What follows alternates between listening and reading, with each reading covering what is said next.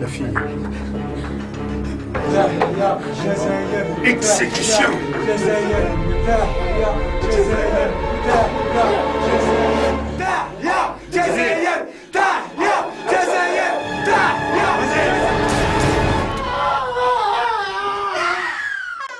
Je pense que ce qui aurait fait le plus plaisir au personnage que j'interprète, à Jacques Mérine, c'est de voir que 30 ans plus tard, on dépense je ne sais pas combien de millions d'euros pour faire 2 films sur sa vie. Ça, c'est pour lui, c'était, je pense, ayant côtoyé le personnage là pendant un moment, il n'y a rien qui pouvait lui faire le plus plaisir. Il aurait fait, voilà.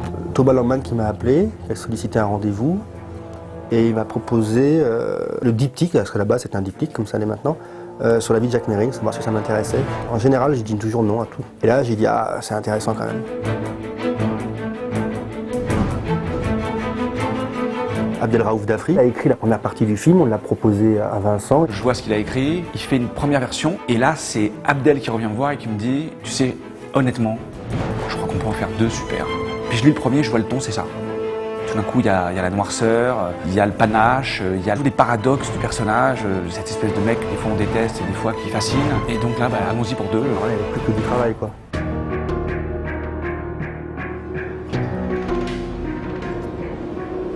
Ce qui m'a séduit, c'est d'être avec Vincent, puisqu'au départ, c'était pas moi qui devais jouer ce rôle, c'était Jean-Pierre, oui. Vincent me l'a demandé. Bien sûr, j'ai dit oui, pour 1000 raisons.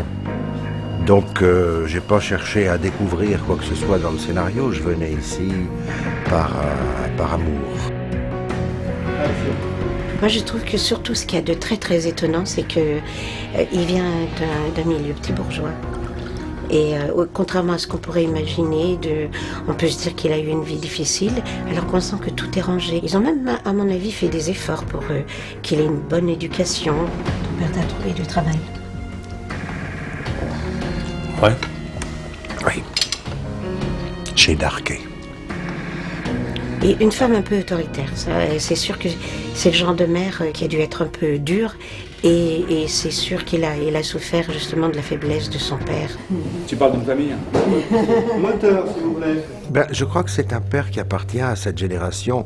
C'est dit dans le scénario d'ailleurs. C'est un homme qui avait l'âge du STO pendant la Deuxième Guerre mondiale et donc qui est parti travailler avec les gens de son âge pour faire le service du travail obligatoire. Et son fils lui en veut beaucoup, parce que son fils dit qu'on n'a pas à se coucher devant un ennemi, qu'on ne doit pas faire des choses comme ça. Il me le reproche vertement. Ta mère et moi, on ne souhaite pas que tu partes. Hein. Tu es chez toi ici. Ta mère et moi, ta mère et moi, ta mère et moi. Tu peux pas dire une seule fois moi je, une fois dans ta vie moi je, t'y arrives pas? Mais qu'est-ce qui t'arrive, Jackie? Jackie lui arrive qu'il en peut plus de voir son père se comporter comme une serpillière, voilà. Qu'est-ce qui se passe dans cette putain de famille? Les couilles, elles ont sauté une génération, quoi. Mais je trouve que justement, il est un acteur qui a quelque chose comme ça en colère en lui. Et je trouve que ça, c'est quelque chose qu'on ne peut pas jouer. On l'a ou on l'a pas. Et pour Mesrine, c'est sûr que ça doit faire passer quelque chose de très intéressant. Oh. À partir du moment où Jean-François et Vincent se sont collés au truc, c'est vrai que tout le monde parlait que de ça. Ah, mon Jackie. Alors l'Algérie. Ah, laisse-la voler, l'Algérie, va. Quand Jean-François m'a appelé pour me proposer de jouer dedans, j'étais évidemment ravi, quoi. Je me plains pas. En fait, c'est ce que c'est, hein, des petits boulots noirs, à droite à gauche. Non, je sais pas ce que c'est quoi? Mais à la fois dans un film noir, un film un polar, un film de gangster, mais on veut pas non plus rentrer dans tout ce que ça ramène d'images préconçues, voilà, qu'on a vu 1000 fois. Et en même temps, on veut pas basculer non plus dans le grand guignol, parce que moi, en tout cas, la partie qu'on a de nous, c'est la partie, on va dire, la plus légère du film. C'est la partie où ils sortent le soir, où ils rencontrent des femmes, où c'est l'argent facile. Finalement, ils se marrent, c'est encore, tout ça est encore très naïf. Bonjour, je m'appelle Jean-François, je suis rédacteur de films de Mesrine. Ça se passe en 1959. Mesrine, il vient de quitter la guerre d'Algérie, alors il n'est pas encore populaire, personne ne le connaît. C'est un peu, il commence à traîner dans les petits milieux où il y a des malfrats, de la prostitution. Et c'est un peu ça qui va lui faire envie de rentrer dans le banditisme, parce qu'il n'a pas envie de travailler du tout. Donc la scène d'aujourd'hui, il rentre, c'est la première fois qu'il sort depuis la guerre d'Algérie avec son ami, qui est interprété par Gilles Lelouch, et ils vont brancher une meuf. Mesdames, c'est un personnage qui est, je crois, le seul qui est plus ou moins inventé. C'est-à-dire que c'est un mélange entre un ami d'enfance, un ami de l'armée, tout ça c'est un peu mélangé. Donc il n'a pas de réalité. Moi, j'imaginais que c'était, dans ma tête, la petite musique que je me suis faite, c'est que ça devait être certainement son pote d'enfance. Qui retrouvait Mesrine après la guerre d'Algérie. Mesrine n'était plus tout à fait le même après cette guerre qu'avant. Donc il retrouvait son pote, mais pas tout à fait. Allez, c'est une question de lieutenant. Cadré.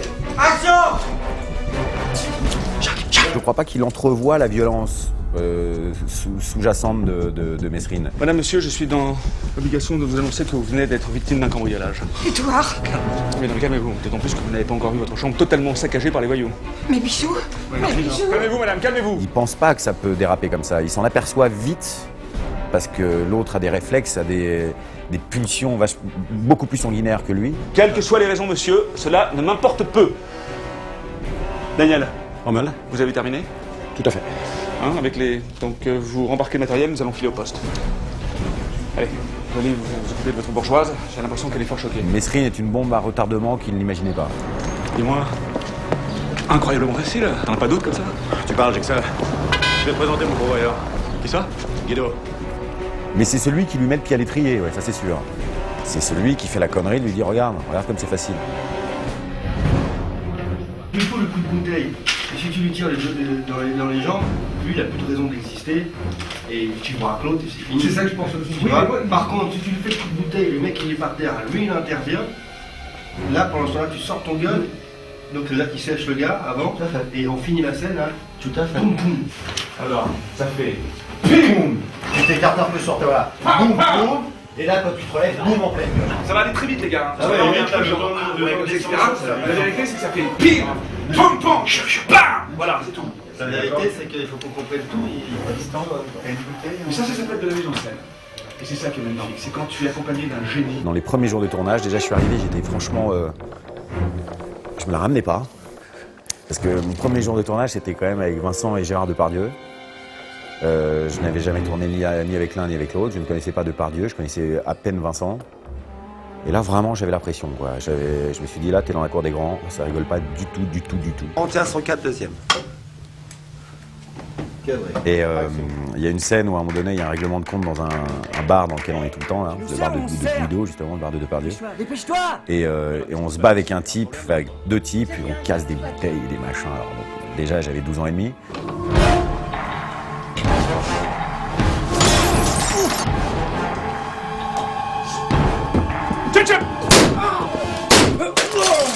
Mais au cadre, il y a un plan comme ça où il y avait Gérard, Vincent et moi dans le même cadre, les trois têtes. Et là, j'ai eu une sorte de petite jouissance interne.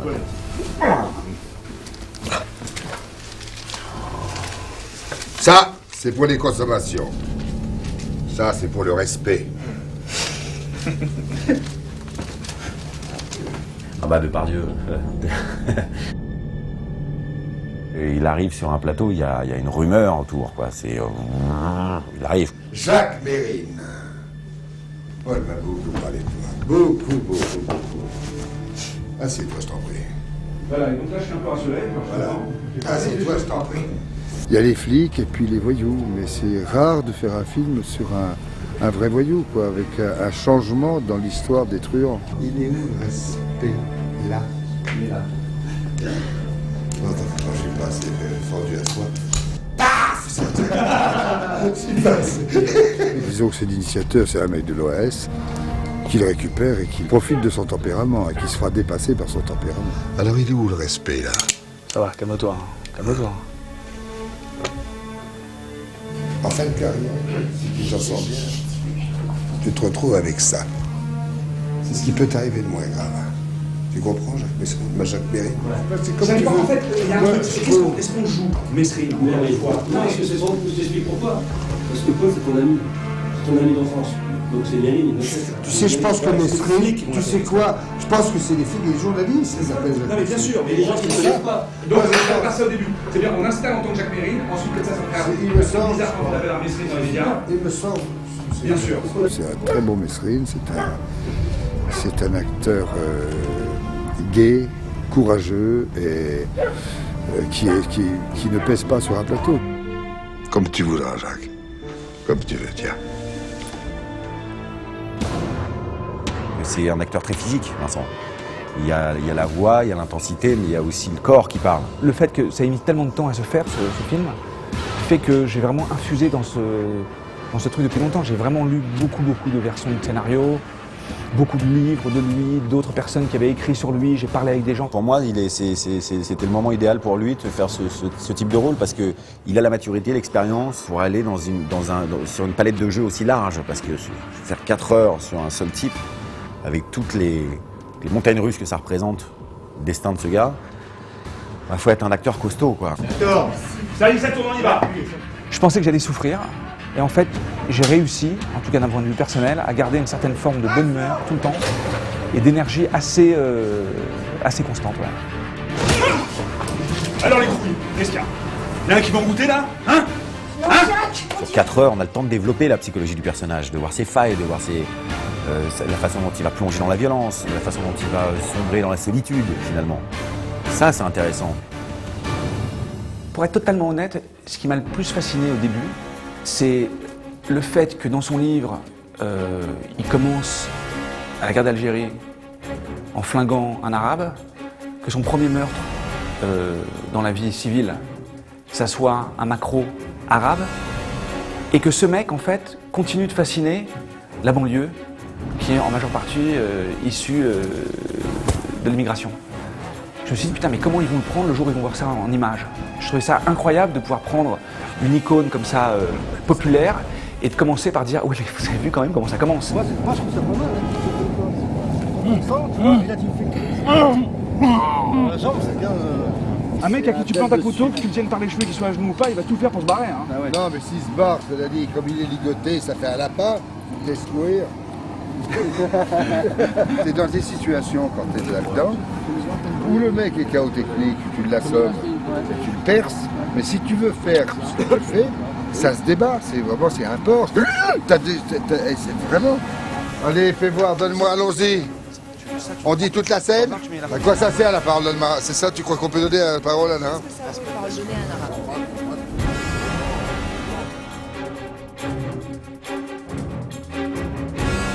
Action! Ah, attendez, action carrément? Ça tourne. Combien tu voulais me la vendre, Sarah? Combien tu voulais me la vendre, Sarah?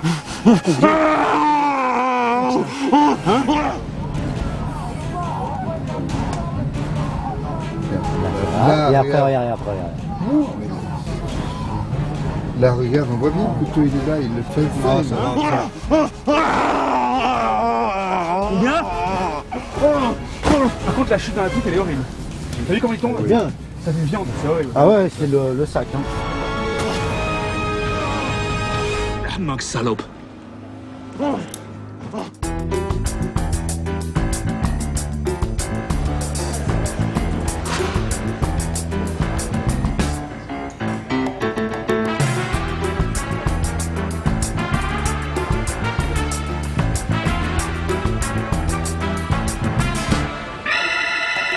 Donc, nous sommes en Espagne, vous êtes tous espagnols, il y a de la musique, des gens dansent, c'est estival, c'est sympathique.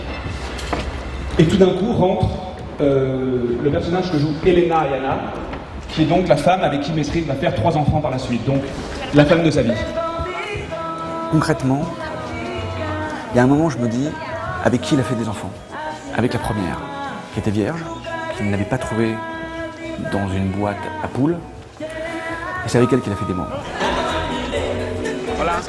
The first time it was like a time ago, like a year and something ago. They called me for this film called Merim, as Vincent said, it's not Mesrin, it's Merim. And I've never heard about this real character before. I thought it was just like a script. And then I read it and I said, wow, this is a story.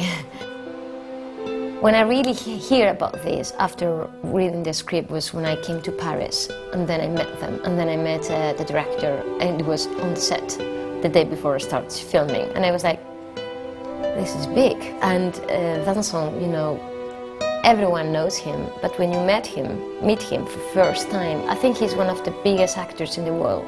And this character, the way he performs this role, it's just amazing.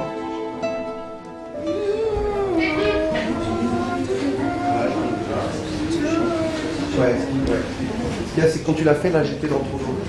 Tu vois, si tu le fais pareil en apportant, mais c'est plus joli que ça se fasse de profil, Vincent.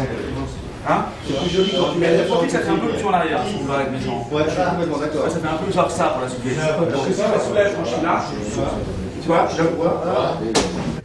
Action! Well, I think she's probably the love of his life.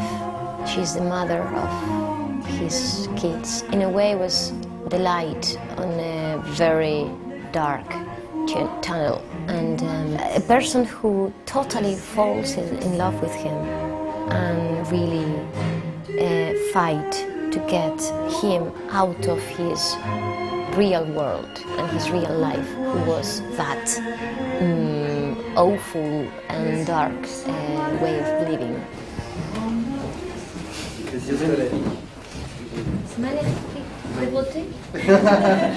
Romantique.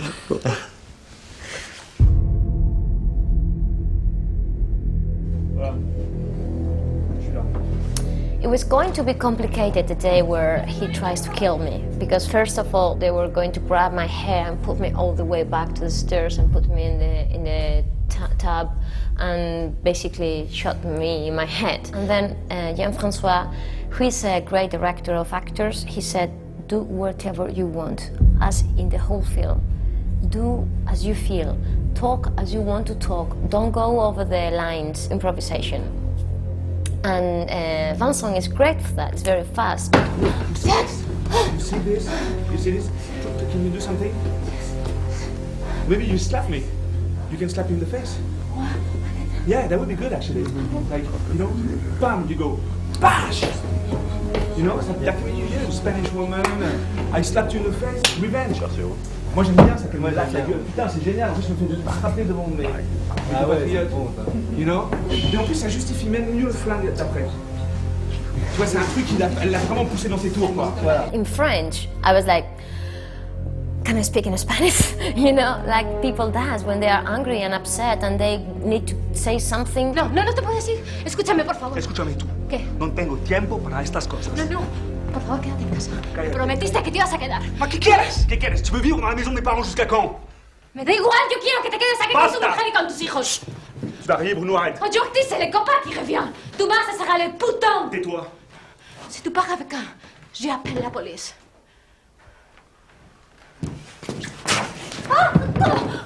Qu'est-ce que t'as dit? Qu'est-ce que t'as dit? Qu'est-ce que t'as dit?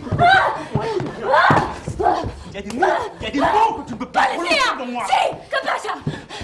Escúchame. Una otra. No.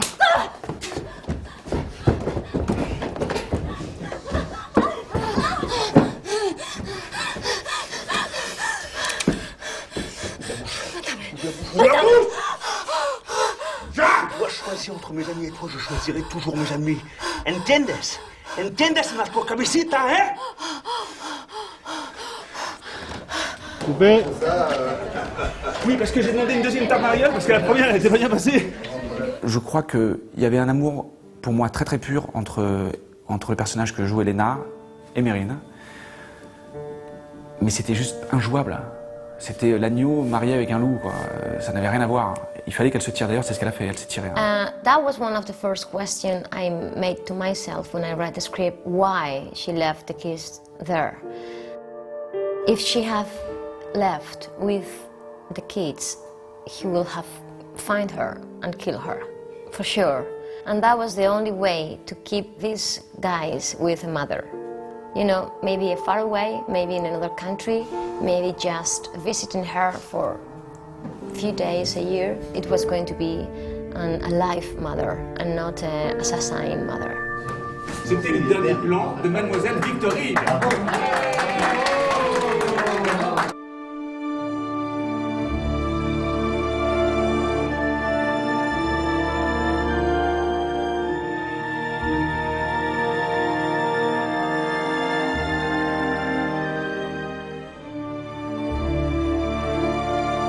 Kitus Trailers, visita mi canal.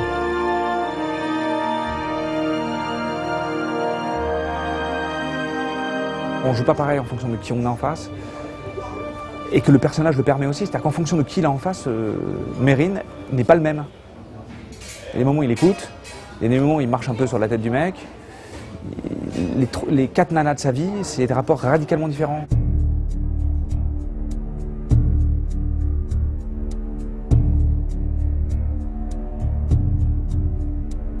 En lisant le scénario, il faut quand même se dire que j'ai beaucoup de chance d'avoir eu ce rôle, parce que c'est vrai que c'est pas forcément un rôle évident. Et donc évidemment, moi qui suis très attirée par les personnages comme ça, qui ont une part d'ombre importante, ça me titillait pas mal. Et on y va. Elle était de toute façon structurée et fascinée par la délinquance quand même, donc elle a fait très vite de la prison, 21 ans je crois, elle faisait déjà de la prison. Mais elle avait quand même un désir un jour de rencontrer l'homme idéal et de pouvoir avoir quand même une vie normale. Sauf qu'elle a rencontré Jacques. Jeanne. Pardon. Jeanne, pardon. Non, en fait, je m'appelle Jacques Mérine. Enchanté, Jacques. Janou, je crois que c'était l'âme sœur. C'est tout d'un coup, c'est son pote avec qui il peut coucher. C'est celle avec qui il va braquer, avec qui il est. Je pense que c'est plus, c'est au-delà du sexe, c'est au-delà de, c'est vraiment l'âme sœur. Qu'est-ce que ça donnait, Jean-François? Ça donne pas mal. C'est-à-dire Action! D'abord, ils se ressemblent énormément. Moi, je les compare vraiment à 2 animaux. C'est 2 fauves. Je suis prêt à tout. Moi aussi. Ils ont la tranquillité de savoir qu'ils peuvent compter sur la rapidité de leurs réflexes et qu'ensemble, vraiment, ils peuvent être de vrais complices. C'est qui bouge, ils s'en prend 2. Attends, ce qu'elle a dit, ma femme, elle est ravie de toi. Je voyais à côté de moi, je voyais pas Vincent Cassel, je voyais vraiment Jacques, quoi. Donc ça veut dire qu'il faut lancer le sac, et ensuite je fais, Il n'y en a pas un qui moufte, comme on disait en 83. Tac, là tu rentres dedans. Voilà, donc je peux rentrer comme ça, quoi. Je le voyais tellement déjà imprégné de son personnage, tellement maîtrisé, avec sa voix, avec sa manière de bouger, avec ce corps qu'il avait transformé. J'étais un peu impressionnée déjà par mon personnage, par la situation, et puis par Vincent. J'ai le souvenir de cette sensation de me dire waouh, il faut que je sois à la hauteur de tout ça, quoi. Pourquoi tu souris, toi? Tu braques chez moi maintenant. Et alors? Il est où le problème? Qu'est-ce que tu fais, toi? Qu'est-ce que tu fais? Hein? Dégage! Vous irez pas très loin. Ah ouais? T'entends ça, mon amour? Et combien tu veux parier? On l'a fait 2 fois, en fait on l'avait fait une fois, il y a eu un problème au laboratoire. Et donc on a dû le refaire. On a été totalement rayés au laboratoire. Nous et 2 autres films ont été panés totalement le même jour. Donc voilà, on se retrouve à trouver un tournage dimanche, puisque Cécile est prise du lundi au samedi en répétition tous les jours. Donc il ne reste que le dimanche, et ce décor est quasiment le seul qui pouvait nous accueillir un dimanche, avec de la préparation et du pré-light le samedi. On réessaye. Répétition. Il y a des assurances qui prennent ça en charge, oui, totalement. Puisque c'est pas le laboratoire qui a assuré, mais le film. Donc ce n'est pas le laboratoire qui rembourse. C'est une erreur de laboratoire, mais c'est l'assurance que le film a pris. C'est vrai que c'est toujours on se dit oh mince, parce évidemment on donne tout, puis on se dit est-ce qu'on arrivera à ce que ça soit aussi bien, et en fait c'était 1000 fois mieux.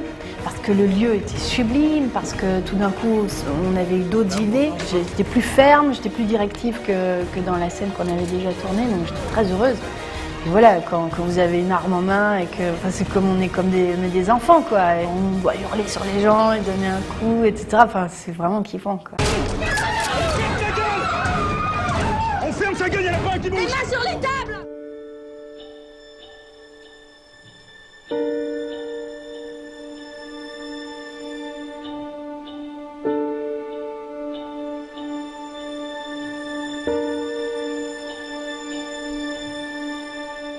Jacques Mérine était un séducteur, hein. Ça c'est indéniable. Hein. Avec Abdel, qu'on a rencontré Jeanne Schneider, qui est morte avant le tournage du film. Elle nous avait confié des lettres qu'il avait écrites pour elle, des petits poèmes, des petits cœurs. C'est super naïf, quoi. C'est super adolescent et romantique. Mais c'est touchant, hein. C'est pas péjoratif ce que je dis, c'est touchant, mais il avait ce côté-là, quoi. Et super naïf, un peu gamin de 16 ans qui écrit des poèmes. Et puis en même temps, il allait faire des braquages de banque comme il va chercher une baguette de pain, quoi. Et pour Jeanne, toute sa religion, c'était l'amour de Jacques. Elle disait qu'elle le suivrait jusqu'en enfer, et ça a été le cas.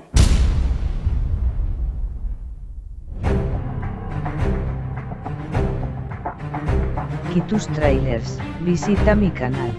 Voilà comment une œuvre devient fictionnelle, c'est qu'il n'a pas été arrêté en Arizona. Merrin a été arrêté en Arkansas. Kansas, c'est un désert, enfin, il n'y a rien ne fait que c'est les États-Unis. Moi, j'avais besoin d'une scène pour montrer qu'il passe du Canada aux États-Unis. J'avais besoin de ça, pour que tout de suite, je n'ai pas à l'expliquer. 2 octobre 2007, Monument Valley. Là, je me suis fait plaisir. J'ai tourné à Monument Valley pour faire dire ce que j'ai à dire, que c'est aux États-Unis. Trahir la réalité, c'est servir le sujet. Mets-toi à la place du gars. Qui est là? Triche un peu, mets-toi là. Cheat a little. Regarde la voiture. La mise en scène, enfin la réalisation en l'occurrence, c'est le point de vue du metteur en scène. Et j'ai fait un truc, j'ai présenté l'Indien de la même façon que Ford d'ailleurs. Les Indiens font toujours partie du décor. Les Indiens sont toujours, ils filment un décor, ils font un panoramique et les Indiens sont dans le décor d'une façon complètement naturelle. C'est chez eux. Allez, allez. Okay, Jerry, let's go. Let's go. Marker, hey Mark. Cadré. Et c'est ce que j'ai voulu faire, j'ai présenté l'Amérique et j'ai présenté un Indien avec sa voiture. Action! And action on the cars!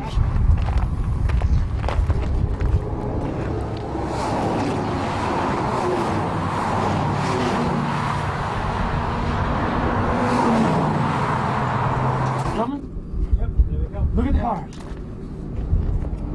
Watch them come on.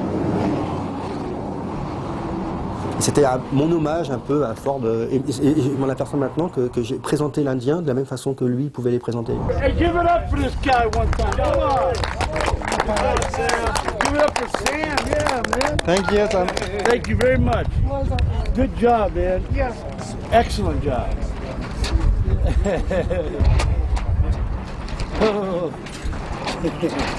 Thank you, Sam. Great job, man. Thank you, Sam. Thank you. Thanks, buddy. Good job.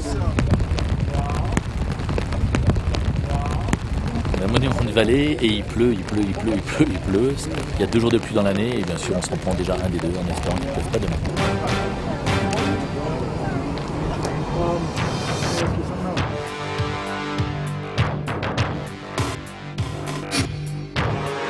Jean-François, de par sa culture et de par ses connaissances techniques, parce que c'est un technicien de cinéma pointu, vraiment, hein, c'est pas un mec, c'est pas un acteur qui se met à faire du cinoche. Ou un journaliste qui se met à faire du cinoche. C'est un mec qui sait depuis qu'il est tout petit, il peut faire des films, il filmait des fourmis avec la caméra de n'importe quoi, mais de sa grand-mère, parce qu'il voulait faire du cinéma. So just the car stop here and you have 2 people inside, dangerous people, 1 girl and one man. And I don't know the line here in US, but it's Bondo. Get out the car. Et le mec, voilà, il est parti tourner un film aux States, il parlait pas anglais, il a réussi à le faire, il est à sa place, quoi. Et du coup, la forme qui est proposée, je dirais, est compétitive avec les grands metteurs en scène qui nous ont habitués à avoir des images léchées, puissantes, novatrices, etc.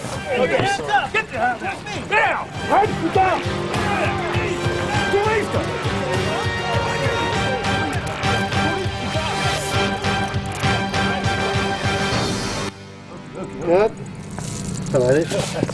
T'as regardé à l'écran? Ça va Vincent pour toi? C'est pas trop violent? Ça va? Fantastic. Unbelievable, huh? Yeah, okay, so got it. Okay, guys. Thank do you me a very favor. much, everybody. Get the car. Thank you, guys. Good job. Give it up for the cops and everybody.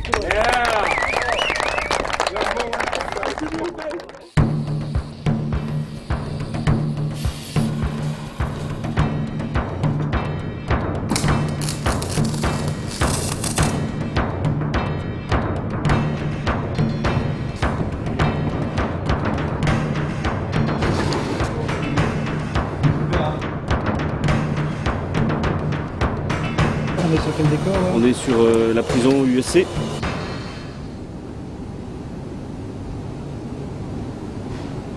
Alors qu'est-ce que tu veux, toi? Tu fais ma photo ou quoi?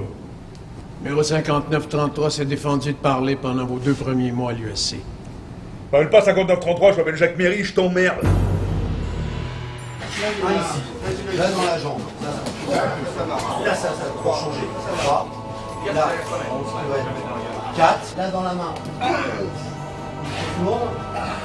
Là, ça tournerait, c'est le dernier. Voilà, stop. On va dire protection ? Oui, oui. Enfin, on s'entraîne, moi c'est bon, hein, les gars. Hein. Ouais, je te protège. Ok, faisons-le et n'en parlons plus.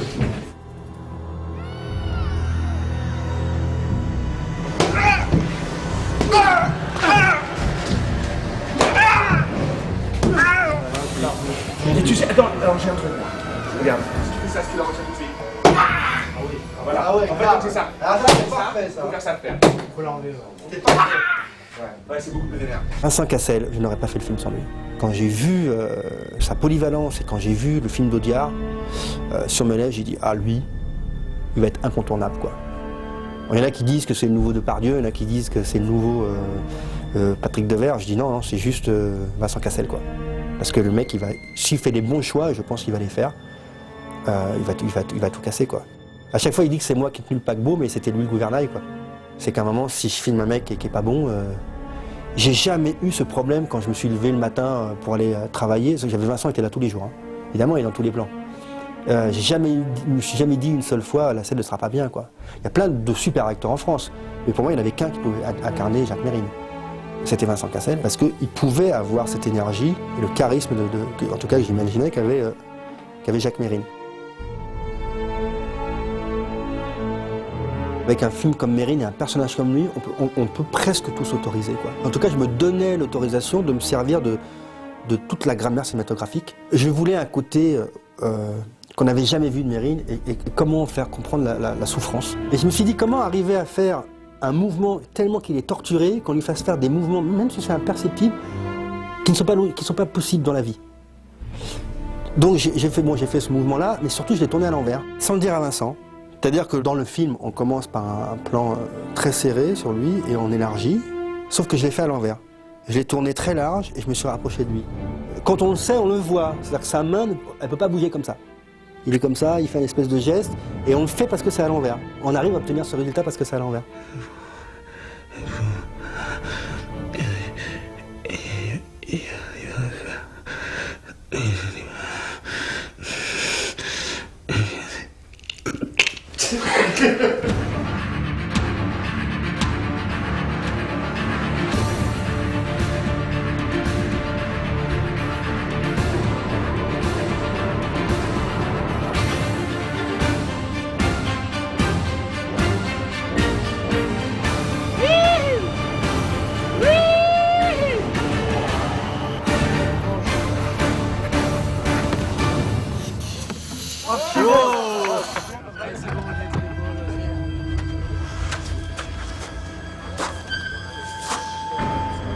Oui, on lui a pris sa douche, on lui a filé des fringues à l'instant, on lui a passé ses vieilles fringues. Moi je trouve ça normal qu'il se mette au milieu, qu'il regarde tout de suite. Le mec, il pense qu'à s'évader, c'est clair.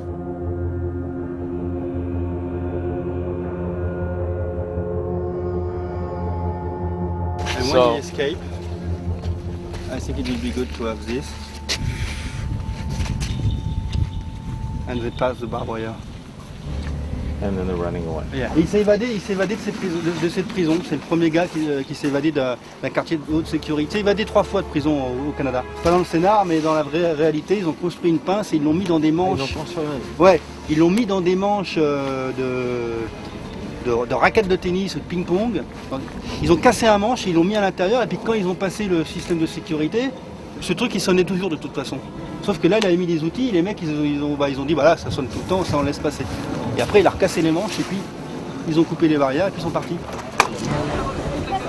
Les basketteurs. Et je tiens vraiment, il y a beaucoup d'importance, c'est-à-dire que à tout ce que j'appelle la figuration et le second et le troisième rôle, il faut tous vous ayez votre histoire dans votre tête, pourquoi vous êtes là, vous inventez des choses dans votre tête, pourquoi vous êtes là. Et si un acteur il est bon, si derrière c'est pas bon, bah, l'acteur il sera pas bon quoi. Vous êtes 23 heures enfermés en cellule et vous avez 1 heure par jour. Voilà, il faut que ça vive. Les quartiers de haute sécurité au Canada étaient une prison expérimentale et si ça marchait, elle était dupliquée dans tout le Canada.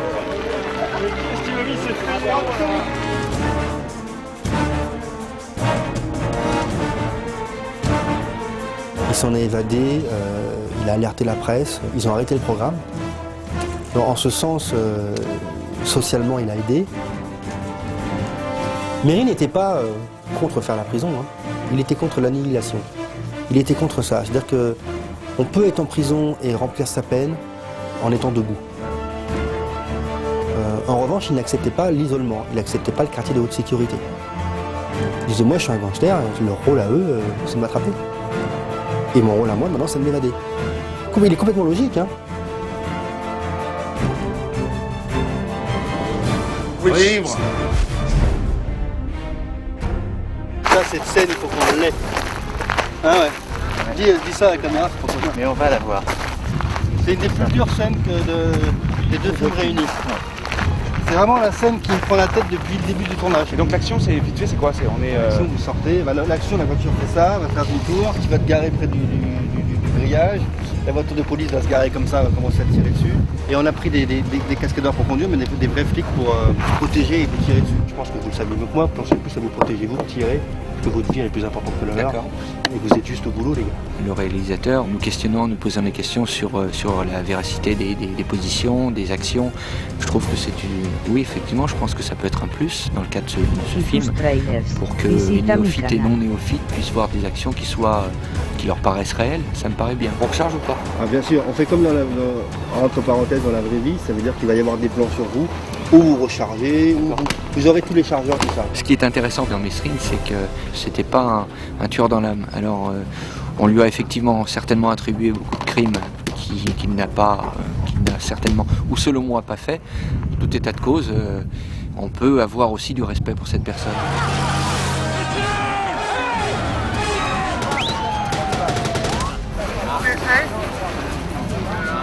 Meryl, il est blessé à sa jambe, il fait le tour de la voiture, il prend un Uzi, qui va balancer.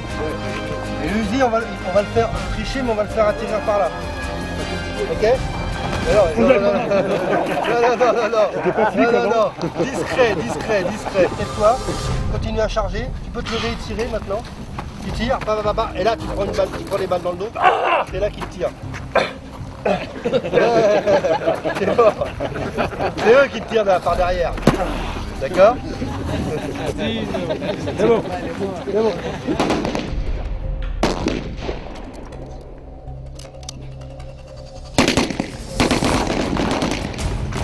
Il faut pas oublier un truc, c'est que tu vas, t'as la rage, mais t'as la peur en même temps. Ouais. T'as la rage et la peur, c'est. Ouais. Tu vois, faut que tu regardes partout.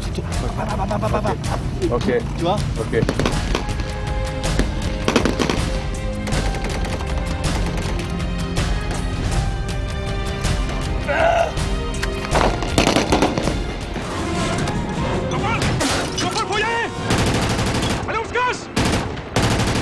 Jean-Paul Mercier, il était pas reposant, comme on dit chez nous. C'était quelqu'un qui avait pas froid aux yeux, qui avait la gâchette facile. Je n'ai pas cherché à faire une imitation ou à essayer de me rapprocher de ce qu'il était vraiment. Plus d'essayer de me rapprocher de ce qu'on racontait de cet homme-là. Puis aussi de servir l'histoire qu'on raconte là. L'histoire, ce scénario-là, qui est l'histoire de Mesrine. Là, ici, je peux recharger.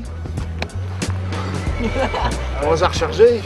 Mais ce que j'aime bien de Jean-François, c'est que bon, il y avait un scénario, mais c'est quelqu'un qui reste ouvert, quoi.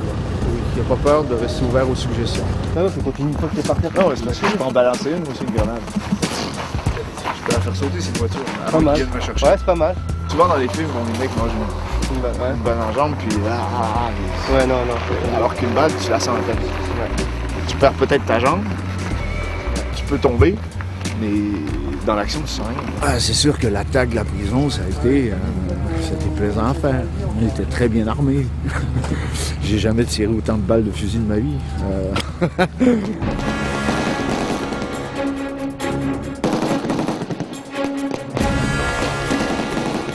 Kitus Trainers, visita mi canal.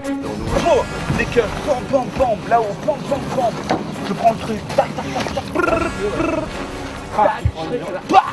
je vais par terre, je passe par en dessous, je cherche le Uzi, là on peut faire on peut shooter en même temps, ça c'est génial. Mesrine, en tout cas, d'après la plupart des gens, j'ai vu plusieurs documentaires qui parlent de Mesrine, parlent de quelqu'un de très intelligent, Vincent aussi.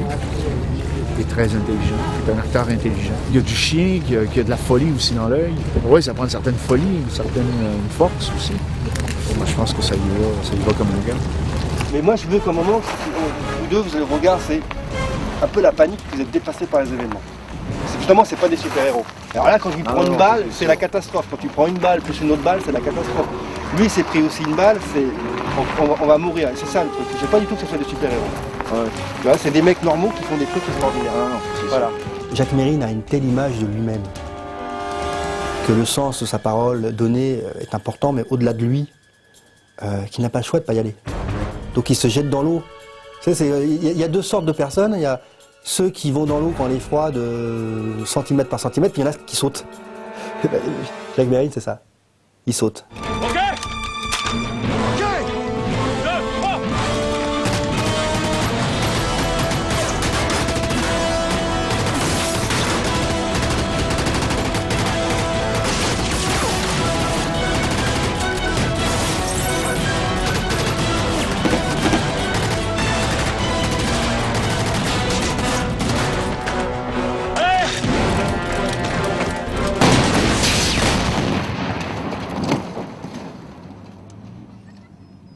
Est-ce que tu pourrais faire une photo avec nous? Bah ouais, allez-y les gars. Allez. Je sais pas, avec vos petits goûts, comment toi? Un petit pouce quoi. C'est pas beau. On passe de l'autre côté, c'est bien. Un petit rappel peut-être? Ça, c'est cette photo, tu sais que même quand on reste dans le quartier, ils vont y croire.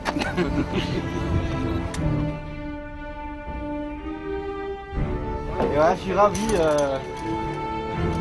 Ça me fait bizarre que vous partiez, ça va quand même passer quelques jours ensemble. Voilà. Bon retour et puis voilà, j'espère à une prochaine. Merci à vous. Mérine est beaucoup moins une icône au Canada qu'en France. Il est très connu.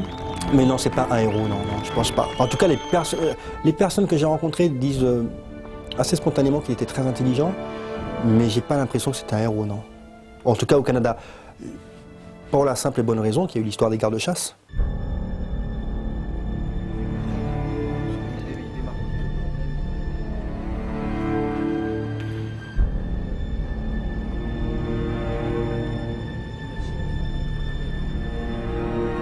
On fait un film historique. Évidemment, c'est une fiction, mais filmer un individu qui a historiquement existé en train de tuer une autre personne, c'est un acte qu'on doit assumer d'une façon responsable. Ouais, c'est ça. Serrer vos abdos. Ouais, c'est ça. Tout ce que j'ai filmé après enquête, je pense que ça s'est passé comme ça. Les rapports de police aident parce que c'est très mécanique, c'est très froid. Il a reçu tant de balles là, à un moment c'est simple, un coup de fusil à pompe dans le ventre. Donc on a compris que déjà la donnée en tant que metteur en scène, que celui qui lui a tiré dessus avait un fusil, et les deux étaient face à lui. Donc déjà sa tête déjà dans la mise en scène qu'ils sont face à face. Ensuite il a un coup dans le dos. Donc tu dis que la balle qui est dans le dos, qui est pareil avec une autre arme, le mec était sur le ventre. Tu t'aperçois aussi que il y avait des traces de mains, de sang d'un des gardes-chasse sur la fenêtre.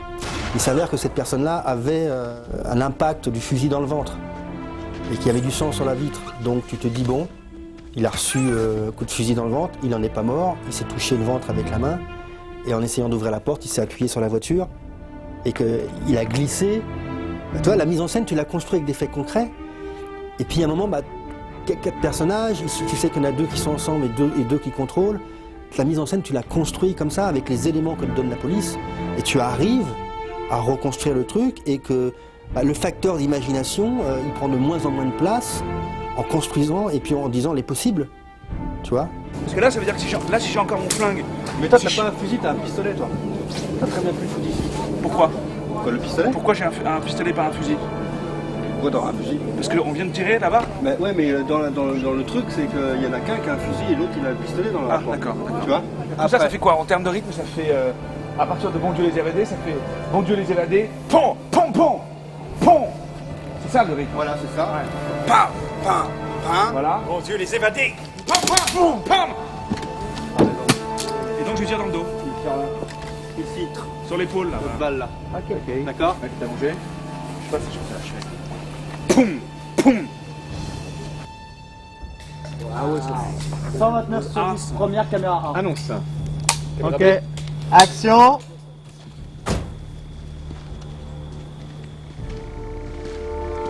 Bonjour. Bonjour. Salut. Salut. C'est vous autres qui tirez comme des malades depuis une heure, là? Ouais, mais c'est le temps de la chasse, non? Ben non. Justement. Je t'avais dit. Ouais, de toute façon, nous autres, on faisait juste se pratiquer, là. Ah bon? Ah oui? Ben, je vous connais, vous autres. Les évadés.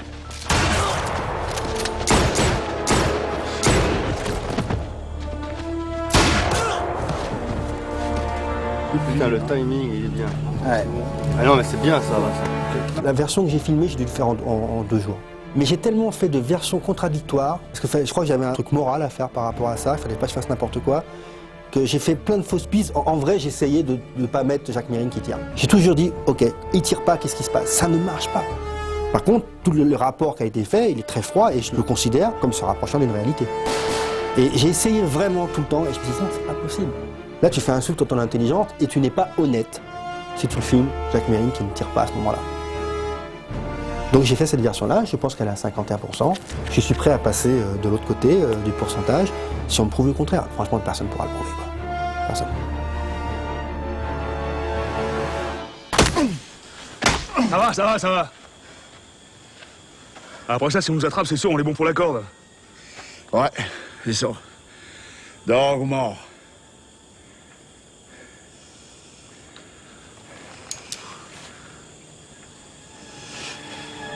Dehors ou mort. Kitus Trainer.